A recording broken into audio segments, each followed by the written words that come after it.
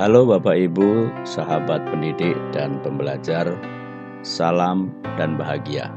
Kali ini saya ingin berbagi pemahaman tentang Merdeka Belajar.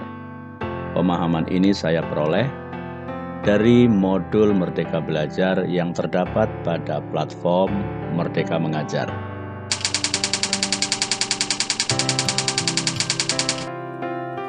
Yang pertama saya pelajari adalah tentang mengenali dan memahami diri sebagai pendidik.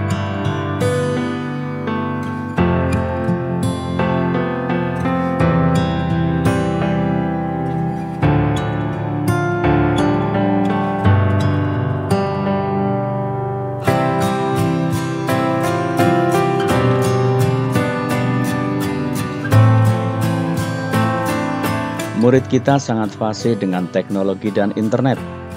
Oleh karena itu, sebagai pendidik perlu menyelaraskan agar bisa menjadi pendidik yang relevan dengan konteks zaman murid-murid. Peran saya sebagai guru. Ki Hajar Dewantara menyamakan mendidik anak dengan mendidik rakyat. Mengapa demikian? Karena anak-anak yang saat ini belajar bersama kita, kelak akan menjadi bagian dari masyarakat di masa depan. Guru menuntun perjalanan mereka untuk menemukan siapa diri mereka dan mengantarkan mereka menuju cita-citanya.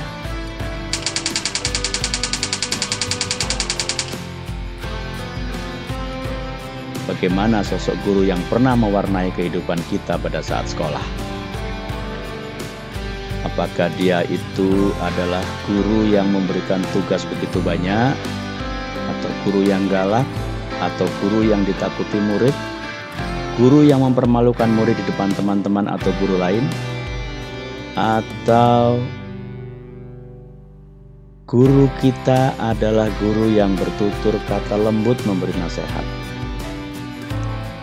guru yang selalu menyimak pendapat kita, guru yang selalu menyemangati kita, guru yang memberikan pengalaman belajar yang menyenangkan. Oleh karena itu, sosok guru yang menginspirasi yang bagaimana? Guru yang menginspirasi adalah guru yang membuat murid terus tertarik untuk belajar. Guru yang ingin muridnya menjadi pribadi yang mau dan mampu berkolaborasi.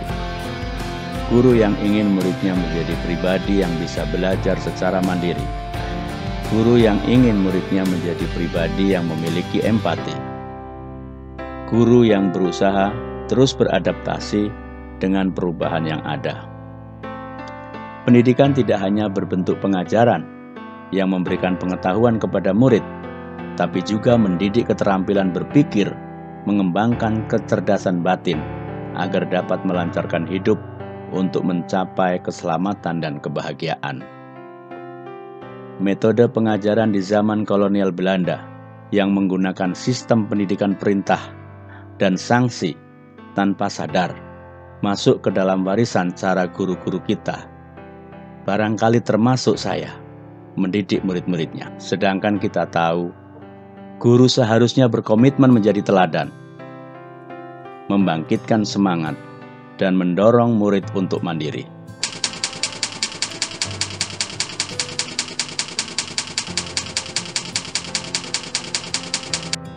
Murid adalah anak yang harus kita jadikan sebagai manusia yang merdeka, yaitu manusia yang dapat memerintah dan menguasai dirinya atau mandiri. Pembelajaran yang direncanakan sesuai dengan kebutuhan murid dan ditujukan untuk memajukan perkembangan budi pekerti akan membantunya menjadi manusia-manusia yang merdeka. Segala perubahan yang terjadi pada murid dihubungkan dengan kodrat keadaan, baik alam maupun zaman. Pembelajaran yang diterima murid sebaiknya mampu membantu mendekatkannya dengan konteks atau kodrat alamnya, bukan sebaliknya malah menjauhkannya. Demikian pula dengan kodrat zaman. Di era berlimpahnya informasi saat ini, pendidik tidak bisa membatasi, menolak, atau memilih informasi secara langsung. Namun demikian, semua yang berasal dari luar tidak boleh diterima mentah-mentah, namun ditempatkan secara konsentris dengan karakter budaya Indonesia sebagai pusatnya.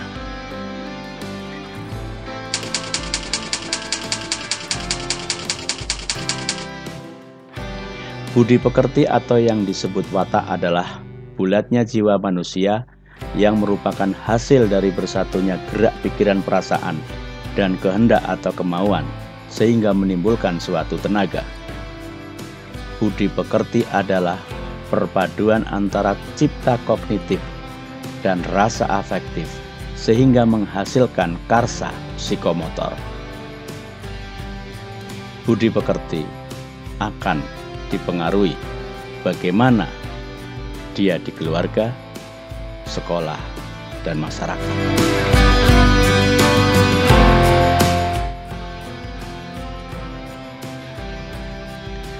Ada dua pandangan.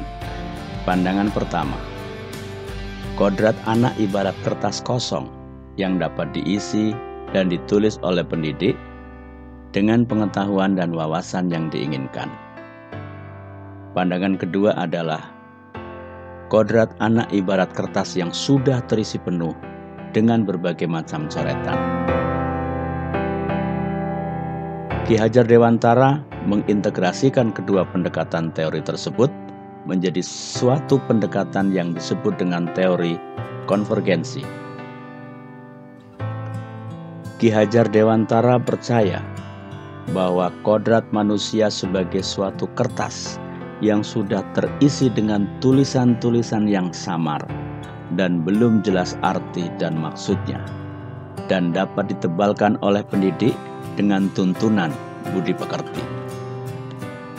Budi pekerti atau watak manusia menurut Ki Hajar dibagi menjadi dua bagian. Bagian pertama adalah bagian biologis dan bagian yang kedua adalah bagian intelektual. Bagian biologis meliputi rasa takut, malu, kecewa, iri, egoisme, berani, dan segala yang berkaitan dengan perasaan dan jiwa manusia. Hal ini bersifat menetap pada diri manusia. Sedangkan bagian intelektual adalah kecakapan dan keterampilan pikiran, serta kemampuan menyerap pengetahuan. Pendidikan melatih kecerdasan pikiran. Murid pandai menimbang dan memikirkan sesuatu yang dapat memperkuat kemauan atau keyakinannya. Dengan pendidikan, kecerdasan pikiran akan menutupi atau menyamarkan tabiat-tabiat perasaan yang kurang baik. Bapak Ibu yang saya hormati,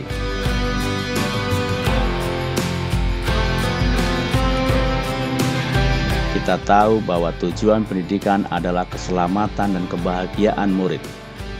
Untuk mencapainya, guru harus menerapkan sistem among.